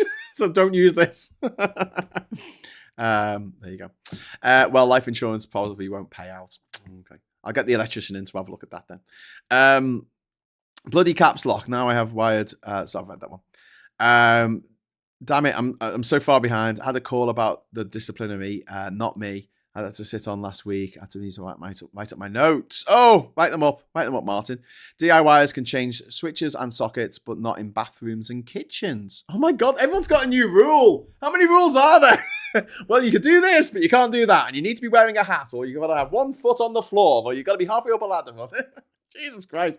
This is to do with insurance, isn't it? In case you have a house fire and they go, well, who put in that ceiling rose? Oh, well, you should have got someone, It's different depending on location. Where I am, you're allowed to change already installed things if you know how, but you're not allowed to install new stuff. Okay, so if there's a light and you take the light out and you've got wires hanging down, and then you put a new light on and then attach it to the ceiling, screw it in, that's okay because it was already there. You haven't put something new there. Is that right? I don't know. Not allowed DIY of electrics, gas, or plumbing in a council house based on insurance policy. Well, yeah, I wouldn't go anywhere near the gas. Oh my God, no way. And plumbing, I mean, I did all the plumbing on Ginger Island, so we've got a big water tank downstairs. We've got some pipes coming out of it. One of them goes to a tap downstairs. You just turn on. And it just like this gravity fed, but the rest of it has to be pumped. We've got an old marine pump. It's like 20 years old. It's still going. It's fucking great. And that pumps the water upstairs. And then we've got the water coming through the house, hot water, cold water. I put my own boiler in downstairs, but the gas comes from a gas canister, and it's simply like putting it together is. You have the water in, the water out, the gas in, and you put a couple of batteries in to make the spark, to make the gas ignite. Pretty simple setup. Whereas a gas boiler in your house, a combi gas boiler, have you seen inside those bloody things? It's like, do you remember that game? Was it called Pipe Dream? Where you used to make the pipes and they couldn't cross each other? Do you remember that? It was like a very slow version of Snake. You'd have certain chunks that you could put in. Like a cross between Snake and Tetris, I guess. And you could put in these. It's like that, and you ended up with like a wiggle all around, and it went up the side, and it went down the side. That's what a combi boiler looks like inside. I wouldn't go anywhere near that. I'm like, no, that's all right. I'll leave that to you. I'll leave that to the people who know what they're doing. When camping, when a kid, my brother fused the electric box. All the caravans were connected to. My dad had what seemed like miles of cables and plug us into another box in the next field. So we had like. Oops. No, it's the point where the power enters the house. So switched and stuff, depending on on mortgage, where providers have provisions. But from distribution box backwards, it's fine. Yeah, that's what I thought. I thought like anything. I just thought you're allowed to like plug in a light like that one behind me, and it's fine. Hate DIY, can paint, and that's it, says Mr. Tisk. I find DIY incredibly cathartic. I like it. It just I like getting stuff done. I like getting okay, that's done. And then looking at it and going, yeah, did that. I like that. There's a satisfaction that comes from it that you just can't get from, your average peanut butter. And it's the same with IKEA furniture. People love IKEA furniture. Why? Because they have to put it together themselves. And so they look at it and go, no, I did that. They didn't. They followed the instructions, But Lego as well. Lego is not about how good something looks that's made of Lego. It's about the satisfaction of building the fucking thing. It's like this. Oh, I made that globe. That globe out of Lego. I put that together. That's cool, isn't it? So you get this satisfaction, this innate satisfaction, I think. You can do anything DIY in your home, although if it's done incorrectly and it causes a fire, your insurance is null and void. What you're not allowed to do is access the mains before the meter. Yeah, that's what I thought. That's what I thought. Don't touch the box. My immersion heater has been busted for over a week now. I am livid and smelly. Oh dear. It's illegal to fix your own gas boiler. That makes absolute sense because they're fucking dangerous as fuck. And that's another thing, right? Another thing. And I know I've been yakking on now for an hour and 39 minutes, but the The internal combustion engine is dangerous as fuck. It is so fucking dangerous. There's so many things to go wrong, right? Gas boilers, dangerous as fuck. Dangerous as fuck. Compared with an electric car or an electric heat pump, I'm not saying they can't be dangerous in certain situations, but they're nowhere near as dangerous. Oh, there's a I don't know. If there's an electrical leak from, does that happen from the heat pump? Okay. I suppose the chemicals, because they have refrigerants, don't they, that go under the ground and then they heat up under the ground and that produces the energy for it. So I suppose they could leak, but it's not going to blow your house up. I don't think those refrigerants. I mean, oh, fuck your garden, but I don't think those refrigerants will. It's like what it's the same system, isn't it? It's a reverse system of what you have in the fridge, where the cold air of the fridge, you got the warm air of the back of the fridge is hot, isn't it? And you have like a heat conversion thing going on to make the cold. It's a reverse of that. But yeah, I don't think that if you had a leaky heat pump, it could blow up your house. Maybe it could. I don't know, but I don't think not to the extent of literally the explosive gas that we bring into our homes every day. And also carbon monoxide poisoning. I don't think you'll get carbon monoxide poisoning from a heat pump. Maybe you can. I don't know enough about it, but I just don't think that's something that could happen. Things to avoid if you don't want to die: spring-loaded garage doors. Call professional. Also dangerous as fuck. A spring-loaded garage door. I wouldn't go anywhere near that fucking thing. Jesus Christ. And it's the same. It's a sense of achievement you get from DIY Lego flat pack and jigsaws. Yeah. Some people just find them in absolutely infuriating. Cooking as well. I'd say cooking. When you cook a meal, right? Especially if you've got family, right? And you're cooking for others. And kids especially, right? If you cook for kids and they finish everything on their plate, it's just an immense bit of satisfaction. Because you know what kids are like. Fussy little bastards, aren't they? But like, when you cook something, it's like, you ate all that. And you know it wasn't just because they were hungry. Because if they're like... they will be. Replace the golf courses with zoos. Bring happiness and nature. Fertilizer, feeds food and chemicals for heat. Yeah, I replace all the golf courses with anything but golf courses. They're just a waste of space. I mean, I wouldn't mind if they were handed over to nature, but they're not, and they're very monocultural. What is it? Like the biodiversity of golf courses isn't great because a lot of it is just grass. With no weeds, no wildflowers or anything. Ukraine is planning to cover their cities in panels as a giant glimmering finger to Russia. Can't kill a modulated grid easily, lol. Yeah. Get as many of those solar panels as they can. That's my advice to them.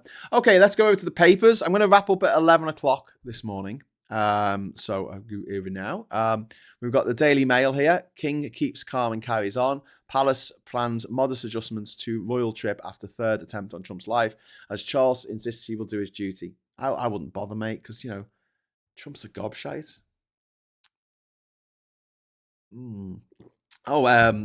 Ozark is back.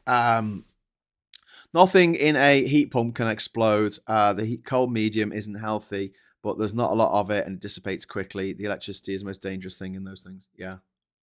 I mean, yeah, you can have electric fire, but it's not going to explode and take. When you see like those horrific pictures of like when there's there's been a gas leak and there's been a gas explosion in a terraced house, and you see the terraced houses, and then there's one of them is just gone. It's just been obliterated, and then the rest of it, and you're like, oh my god, yeah.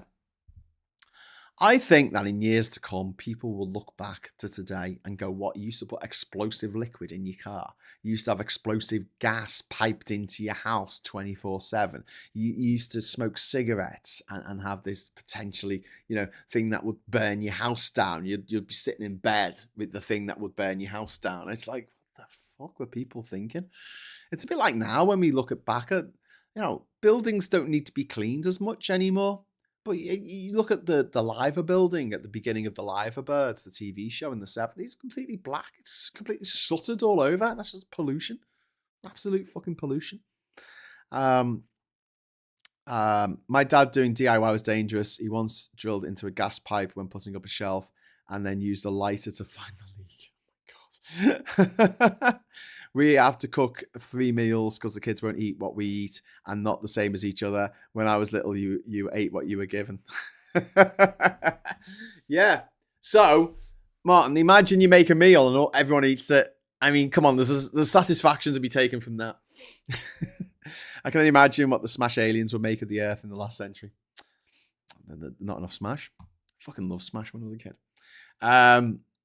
There's this wonderful picture here of the Daily Mail of the woman who's that woman there with her hand over her mouth. She's actually was in charge of the dinner. She's the head of the media, the Washington press corps, and then you've got Melania there looking like absolutely horrified. This guy looking shocked, and Trump is just like, "What's going on? I don't know what's going on," because the motherfucker's got dementia. Now, one of the things that you get with dementia is early on is an obsession with things. So it might be that someone collects more than one thing. So they won't have just one phone, for instance. They'll have to have a selection of phones. So like if you've ever had any obsessive compulsive disorder type things in the past, the dementia will accelerate that in some ways. The other thing is you'll start obsessing over certain things that you want to tell people about. So, for instance, you might have, I don't know, a trophy that you won when you were younger or something that you're particularly proud of. And you'll start taking it out to places to show to complete strangers to say, hey, look, I won this trophy. And they'll be like, okay, cool. And it's just something that happens with dementia. And it's not like, bad or evil or anything. It's just unfortunate. This is one of the sort of things that makes you go, if you see a family member or a loved one doing this kind of thing, especially if they're older, you start going, okay, that's a definite sign of dementia. With Trump, he's doing this with his ballroom. He is absolutely obsessed with his ballroom. He got up in a meeting the other week, and in the middle of the meeting, it was about what to do about Venezuela or something, now that they kidnapped the leader. And he went over to the window and started talking about his ballroom in the middle of this meeting, and everyone's like, and that is a very, very dementia thing to do. It's a very dementia thing to do. And the fact that Trump is looking nonplussed here. Actually, he's not looking nonplussed. That means confused. He's looking not fussed, not nonplussed, but non-fussed. I don't think it's because it was a put-up job. I think he just genuinely didn't know what was going on, and he was thinking about his ballroom. History, man, the greatest sporting feat of the century. We have there with the London Marathon being run in less than freaking 2 hours, which is just absolutely incredible. Hang on one sec. Okay.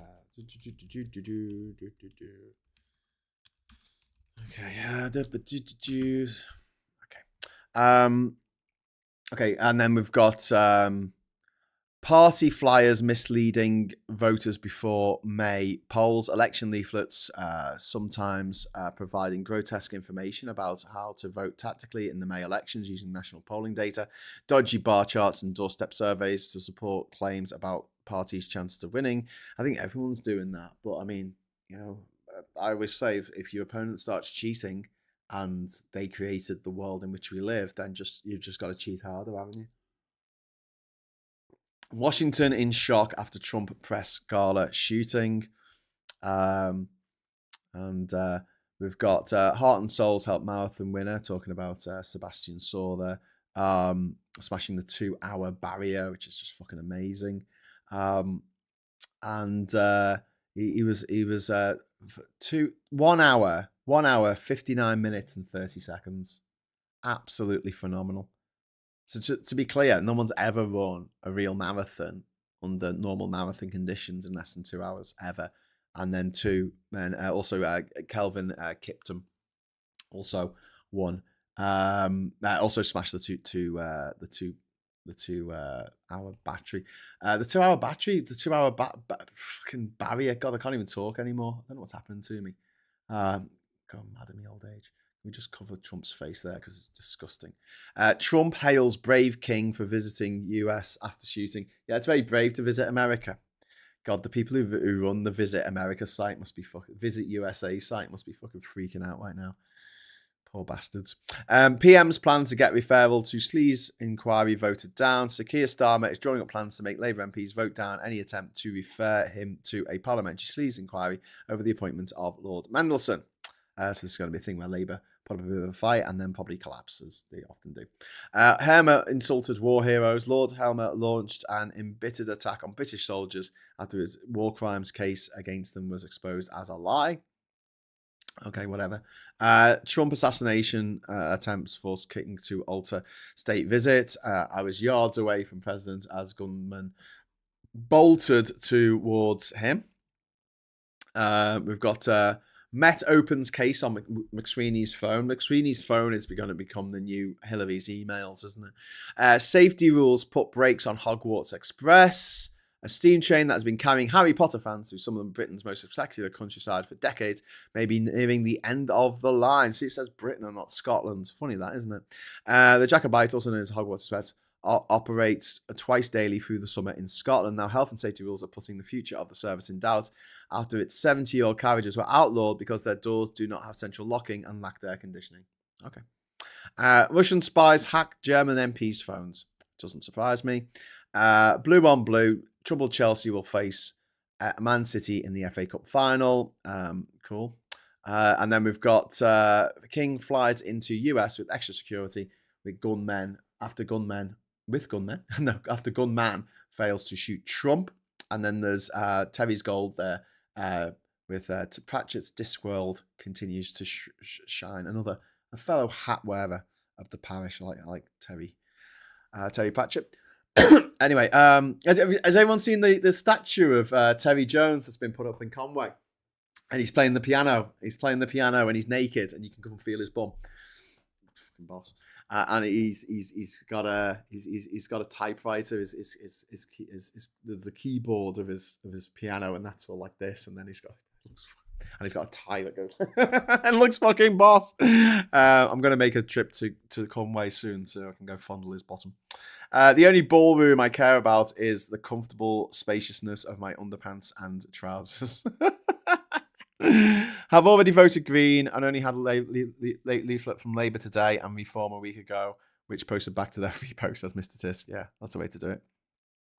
Trump demands Charles III brings one of his crowns as a present. Yeah, probably. Pay tribute to Caesar. Tribune, is it? Pay tribune to Caesar. I don't know, something like that. I adore Sir Terry. Finishing interesting times last night. Good morning, all, says Mike Dix. Good morning, Mike Dix, or should I say, buenas mañana. Maybe that's right. I don't know. Bien mañana. I hope you're having a good one.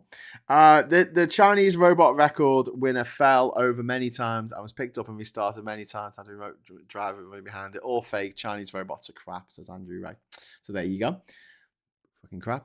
Talking of crap. King's US visit, security crisis, Palace in 11th hour talks over fears for royal safety after government targets Trump event. Yeah, I don't think King Charles has annoyed anyone enough to make them want to take a pop at him. I think Trump's done that though. Tackled to the ground, the gunman at the scene. There you go. And then fears for King after third bid to kill Trump. And then we'll come back to the Financial Times there. In the line of fire, lone wolf whack job tries to kill Trump. Their US trip to proceed. King's US trip to proceed as planned, says Palace. Then we've got as a gunman attempts to storm dinner attended by President Trump. Shooting chaos, but royal visit still on. Trump defiant as third assassination attempt fails. Fourth time's the charm. And then we've got oh god, why do they? Oh god, they just get that fucking thing off my screen. Get it off my fucking screen. Jesus, I might have to stop using this page. This I can't see stuff like that. I can't see diseased fucking toenails. Why the fuck would they put an advert with that on it? That makes me want to fucking puke. Like, what the fuck is wrong? I've got a real problem with feet at the best of times. Oh, just let me take some water. Jesus, what the fuck are you doing tomorrow's papers today? I think I might have to stop using this site. And then they go, why did you stop using the site, Graham, and seeing all our great adverts? I say, because you show me some mouldy fucking fungal fucking toes and I can't fucking stand to see that. Anyway, right, so sorry you had to see that. I'm sorry, I thought I'd pressed on it to get rid of it when I went to it, but obviously I didn't press on it because I was trying not to look at it. What is the thinking? What is the thinking behind that? Does anyone work in like internet advertising, Google advertising? What is the fucking thinking in showing adverts with like earwax and fungal infections under fucking toes and all kinds of disgusting stuff? What's the thinking behind it? Can someone explain it to me? I don't get it. I do not get it. Because whatever the fuck they are selling, I'm not only not buying it off them, I'm never going to buy whatever it is ever in my entire fucking life. Why would you need it? Surely if you had like something wrong with your toenails, you go to the fucking doctors and they'll give you some fucking cream to put on the fucking toenails. Jesus Christ. Oh, anyway. Marathon man. Kenyan beats 2-hour record. Sebastian Saw crossed the fishing line. Is it Sawe? Am I saying Saw, but it's pronounced Sawe? Probably am, aren't I? Probably fucking that up. Tell me if it's pronounced Sawe. Becoming the first person to complete a competitive race in under 2 hours. That is absolutely phenomenal stuff. And good use of the British flag there, not hanging halfway up a fucking lamppost, dirty and tattered. Questions mount over Trump's security lapses after brush with alleged shooter. Well, if you were looking after Trump's safety, would you put up that much of a fight? Shake up for financial watchdogs top slate of city reforms in King's Speech. A package of City of London reforms, including changes to the main regulators, will be included in the King's Speech next month. The Financial Services Bill is already being drafted and will be included in the legislative package for the next parliamentary session to be set out in the speech on May the 13th, according to several officials briefed on the measure. Take that, City of London. Palantir's role in the NHS sets temperatures rising. Shouldn't it be sends temperature rising? I don't know if I appreciate the what they said there. My advertising is full of adverts for colostomy bags, which makes sense, Mike. But I mean, I guess. But it's like, do you want a selection? I don't know. I don't. Yeah. If we click on it, our profile will become more specific. We need to understand profiling better. Targeted ads, Graham, your phone is always listening. Well, yeah. I mean, I don't need my phone to listen. I do these live shows every day. Why do I get the feeling that London Marathon has been shortened because they used AI to plan the route? What? Okay, that's quite cynical of you, Captain Coconut, but okay. Anyway, so talk about Palantir. When the US tech company won a £330 million NHS contract to develop the federated data platform in 2023, the objective was to streamline the tangle of data across the health service and help clear hospital backlogs.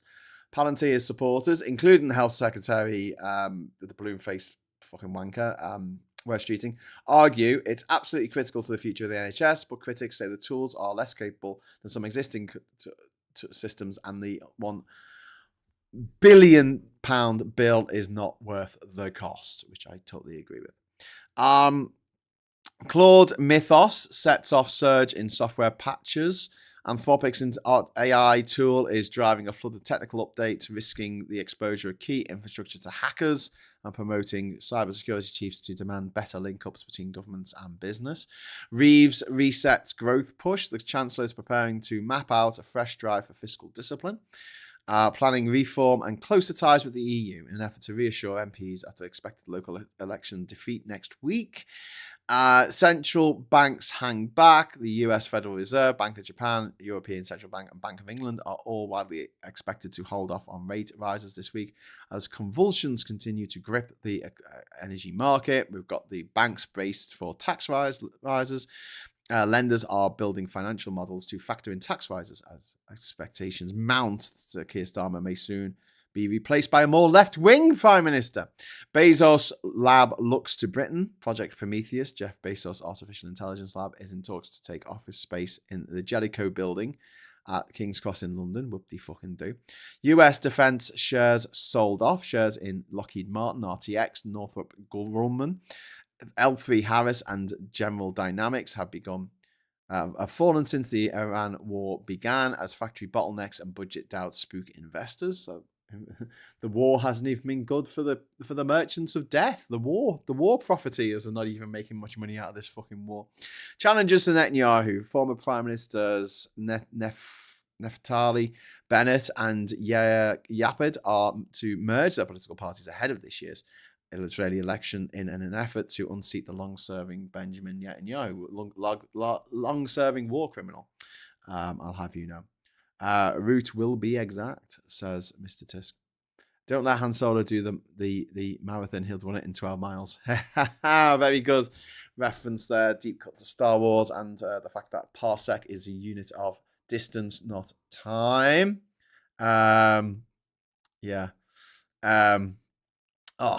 Alex Kerr texted me this morning and he spelt my name wrong. And he said, fucking auto text. Sorry, Graham. Spelt it right. But yeah. Anyway, right. So we're up to 11 o'clock now. It is time, I think, to wrap it up for the day. We've been yakking on here for two ungodly hours. It is Monday, so hopefully I'll be back later today at 9 o'clock with a show with Scott Williams, and hopefully Scott will be up for talking maybe about mental health. Maybe we'll talk about what's going on in America, because there was an attempt on America on Trump's side. But what more is there to say? Like I just don't care. I just don't care. Someone tried to shoot him. Oh, okay. Did he do it? No. Okay, I don't care then. But there you go. My reasoning is that London is not at altitude, so how are they breaking records here, Graham? Well, just better legs, I guess. I mean, someone broke the 4-minute mile at some point. Now they've smashed that, haven't they, over the years? Can we have a Reagan Elite raid? Okay. All right. Give me a second. I'll set this up. No.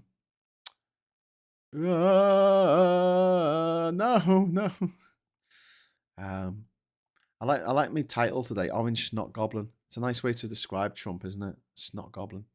Because he most definitely is. All right. Hopefully this isn't going to spang my CPU. It used to be quite easy to set up the redirects, and now you've got to press on 17 different things to get it. Oh my God. 1, 2, 3, 4, 5, 6, 7, 8, 9, 10, 11, 12, 13, 14, 15, 16, 17, 18, 19, 20, 21, 20. Okay, there's 22 Reagan Elite streams to choose from here.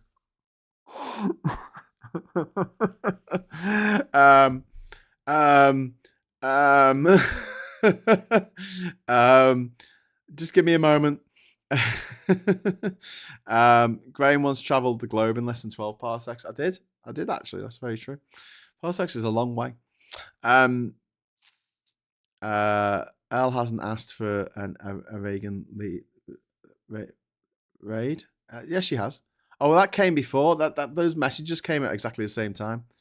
I thought the agenda was Monday. Oh, thanks for the reminder. Yeah, sorry, the agenda. Sorry, I've been doing the agenda at 1 o'clock today with Phil Morehouse, so please join us for that. We'll be talking about what's going to be in the King's speech, and we're going to be talking about this whole thing of like it could really backfire on the people who are trying their best to get rid of Starmer on the right, because he could very well be replaced by someone who's a lot more left-wing, who will fuck over the people on the right who've got all the money a lot more than anyone else.